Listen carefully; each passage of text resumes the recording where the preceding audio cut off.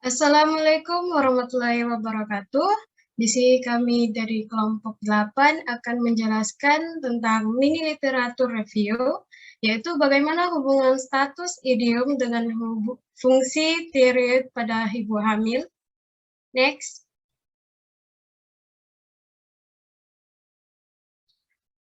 Ada anggota kelompok 8, yaitu pertama ada Dia Sinta dengan NIM akhir 120. Kemudian Naila Benin Rasetria dengan NIM akhir 123. Kemudian ada Veronica Cikita Harum dengan NIM akhir 216. Kemudian Hasmita dengan saya sendiri dengan NIM akhir 227. Kemudian ada Nabila Anggreni Puspita dengan NIM akhir 228. Selanjutnya akan dijelaskan oleh teman saya. Baik, yang selanjutnya adalah rangka dalam penentuan rumusan masalah. Jadi, topik yang digunakan oleh kelompok kami dalam penyusunan literatur review adalah fungsi enzim dan hormon dalam regulasi metabolisme. Berdasarkan topik tersebut, kami mengangkat satu masalah kesehatan yang masih berkaitan, yaitu mengenai status yodium yang dihubungkan dengan fungsi tiroid. Nah, untuk mengerucutkan hasil yang akan diperoleh, kami memilih ibu hamil sebagai responden di setiap penelitian, sehingga diperoleh rumusan masalah bagaimana hubungan status yodium dengan fungsi tiroid pada ibu hamil. Penentuan basis data. Dalam mencari artikel, kami menggunakan satu basis data, yaitu Google Scholar.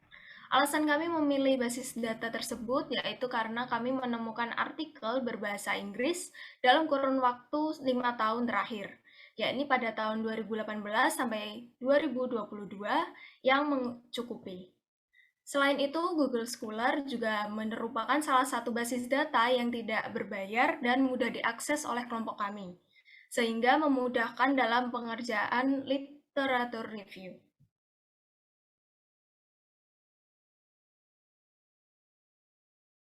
Selanjutnya adalah strategi penelusuran literatur.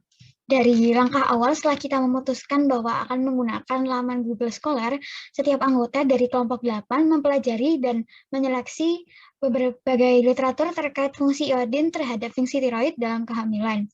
Topik ini juga sesuai dengan TM di pertemuan biomedik 2. Lalu kami menentukan kata kuncinya seperti iodine status, iodine level, iodine insufficiency, thyroid function, pregnancy, dan sebagainya yang cocok dengan rumusan masalah kita. Lalu untuk menjaring jurnal ataupun artikel internasional yang sesuai, kami menggunakan Boolean logic N.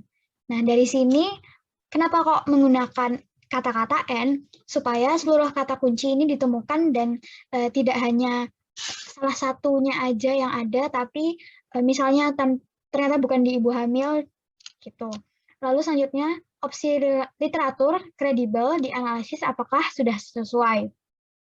Bila cocok, kami menggunakan literatur tersebut di naskah. Bila tidak cocok, langkah ini akan kami ulangi. Next.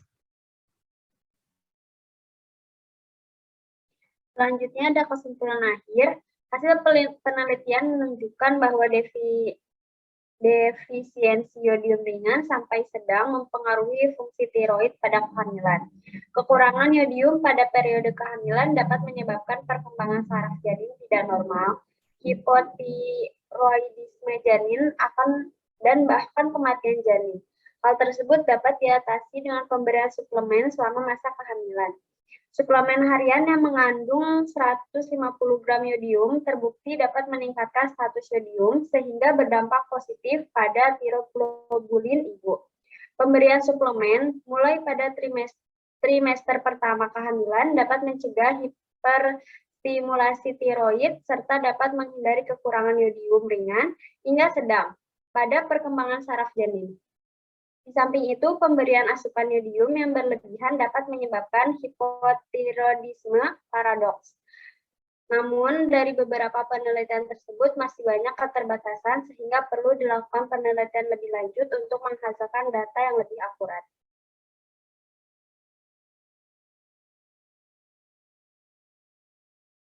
Sekian presentasi dari kelompok 8.